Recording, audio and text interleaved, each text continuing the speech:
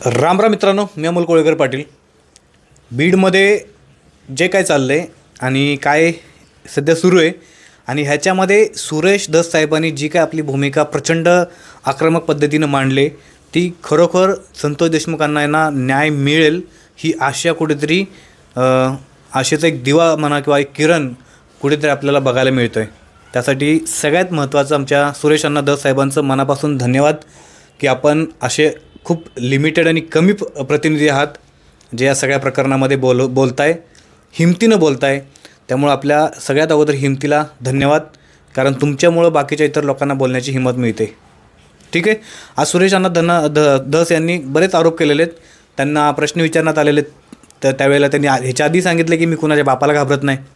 सुरेश अण्णा धस असे बोलत आहेत आणि त्याच्यामुळं बीडमध्ये जे काही सध्या चालू आहे, कोणावरती दबाव टाकला जातो आहे, कोणाचं काय झालं आहे, नवीन SP आलेले त्या ठिकाणी आणि एक अल्टिमेटम दिलेला आहे बीडमधल्या पूर्ण सामान्य जनतेने 28 डिसेंबरचा. आज मला वाटते 24 डिसेंबर आहे, उद्या 25 डिसेंबर आहे आणि 28 डिसेंबरला जर या संबंधित आरोपी जे आता अटक झालेली नाही आहे, या आरोपींना जर अटक केलेली नाही आहे 28 डिसेंबरपर्यंत, तर पूर्ण आधी बीड जिल्ह्यामध्ये 28 डिसेंबरला सगळ्यात मोठा जनसमुदायाचा एक आंदोलन छेडणार आहेत, मोर्चा निघणार आहे आणि ह्या मोर्चाची धग हळूहळू राज्यातल्या सगळ्या जिल्ह्यांमध्ये पोचणार आहेत. कारण हा विषय फक्त एका मराठा समाजातील सरपंचाचा नाही आहे. मी पुन्हा सांगतो आहे, हा जातीचा विषय नाही आहे. हा विषय एका विकृतीचा, हा विषय एका तिथल्या सगळ्या भ्रष्टाचार वगैरे ना मित्रांनो, हे सगळे शब्द आहेत ना, हे लॉलीपॉपसारखे आहेत. ह्या सगळ्या घटनेला आणि त्या सगळ्या परिस्थितीला ना शब्दच नाही आहेत. माझा एक व्हिडिओ आहे, बीडला बिहार म्हणून बिहारची बदनामी करू नका, असा एक आपला व्हिडिओ आहे. ह्याच्या आधी आपण बनवला होता, तो नक्की जाऊन बघा तुम्ही. आणि त्याच्यामुळं सुरेश धसांना हे जे प्रयत्न करतायत आणि 28 तारखेला तिथली सामान्य जनता जी प्रयत्न करते 28 तारखेचा मोर्चा सक्सेस करण्यासाठी, आणि मला वाटतं की या गोष्टीमध्ये कोणाचंही दुमत असायला नसावं की अशा विकृतीच्या विरोधात मला वाटतं सगळ्या सर्वपक्षीय नेत्यांनी देखील एकत्र आलं पाहिजे, सर्वपक्षीय आमदारांनी एकत्र आलं पाहिजे, सगळ्या लोकांनी एकत्र येऊन त्या ठिकाणी संतोष अण्णा देशमुखांना न्याय देण्यासाठी उभं राहिलं पाहिजे. कारण हा न्याय फक्त मला वाटतं संतोष अण्णा देशमुख यांच्यासाठी नाही आहे. हा न्याय बीडमधल्या प्रत्येक सामान्य कुटुंबातील एका व्यक्तीसाठी, आईसाठी, बहिणीसाठी, मुलासाठी, प्रत्येक जन्माला येणाऱ्या तिथल्या व्यक्तीसाठी हा न्याय असणार आहे.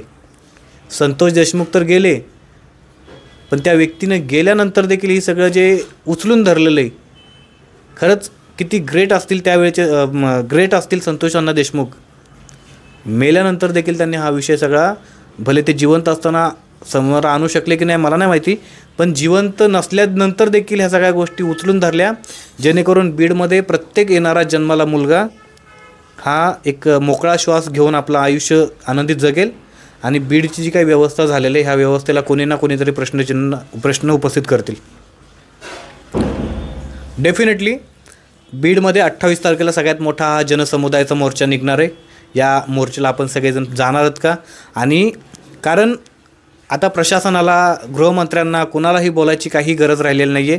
का इतके दिवस झाल्यानंतर देखील मला नाही वाटत की आता वारंवार बोलून की आरोपीला अटक करा, अटक करा, अटक करा, आणि जर आरोपीला अटक होणार नसेल तर किती, म्हणजे एखाद्या दगडावरती आपण कितीही डोकं फोडलं तर त्या दगडाला काय घाम फुटणार आहे का? अजिबात फुटणार नाही आहे.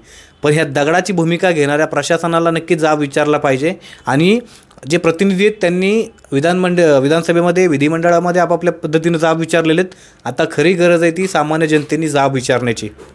आणि बीडमधून सुरेश धस आहेत, संदीप क्षीरसागर आहेत. ह्या 28 तारखेच्या आंदोलनाला सर्वपक्षीय लोक सामील होणार आहेत आणि सामान्य जनतेचं ॲक्च्युली हा आंदोलन आहे, कुठल्याही पक्षाचं आंदोलन नाही आहे. कारण परवा दिवशी जी बैठक झाली, काल मीटिंग झाली, त्याच्यानंतर हे फायनल झाले की बीडमध्ये सर्वपक्षीय बैठक एक झाली, सगळ्या पक्षाचे नेते होते त्या ठिकाणी, शिवसेना, काँग्रेस, राष्ट्रवादी, भाजप, सगळ्या लोकांची पक्षांची लोक होती.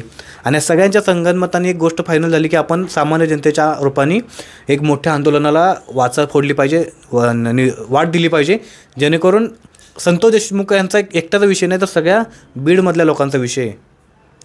मित्रांनो, बीडची खूप भयानक परिस्थिती आहे. मला खूप काय बोलायचं आहे, खूप काय सांगायचं आहे, पण नाही सांगू शकत. त्याच्यामुळं बीडमध्ये 28 तारखेला हा मोर्चा होणार आहे. आपण बीड किंवा आजूबाजूच्या परिसरातून असाल तर या मोर्चामध्ये सहभागी होणार आहेत का? आणि संतोष अण्णा देशमुखांच्या न्यायासाठी आपण आपल्या जिल्ह्यातून, आपल्या गावातून, तालुक्यातून काही निर्णय घेणार आहात का? आंदोलनाचा काही भूमिका घेणार आहेत का? कमेंट बॉक्स तर आहेच आपल्यासाठी ओपन. नक्की कमेंट करून शेअर करा आपल्यासोबत. आणि बीडच्या सरपंच संतोष अण्णा देशमुखांना हा न्याय मिळाला पाहिजे, ही साधी सरळ आपली भूमिका आहे. आणि न्याय मिळते की नाही, कारण आता तुम्हाला मी सांगितलं, देवेंद्र फडणवीसांना बोलून झालं, सगळ्यांना बोलून झालं. आता त्या ठिकाणी बोलतात की सरपंच परिषदेमधून आपण त्या संतोष अण्णा देशमुखांना घर बांधून द्या. हो, ते सरपंच नंतरची गोष्ट आहे साहेब, घर बांधून देणं वगैरे.